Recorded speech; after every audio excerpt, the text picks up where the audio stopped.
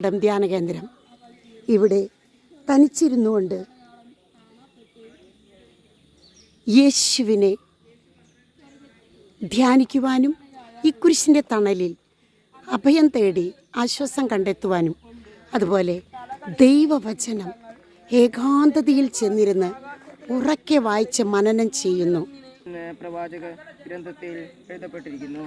പിതാവിൽ നിന്ന് കടലിൽ മറ്റിൽ നിന്നും ആളുകളെ പിന്നിലെ ദിവസം പിറ്റേ ദിവസം അടയാളം കാണപ്പെട്ടു. സൂര്യനെ ഉടയാടയാക്കിയ ഒരു സ്ത്രീ, അവളുടെ പാദങ്ങൾക്കിടയിൽ ചന്ദ്രൻ, ശിരസിൽ 12 നക്ഷത്രങ്ങൾ. നമുക്ക് ഭക്ഷണമായി തരാൻ ഇവൻ എങ്ങനെ, തൻ്റെ ശരീരം നമുക്ക് ഭക്ഷണമായി തരാൻ ഇതിന് എങ്ങനെ കഴിയും എന്ന് തൊഴുപ്പാടം ധ്യാന കേന്ദ്രം ഏകാന്തമായിരുന്നു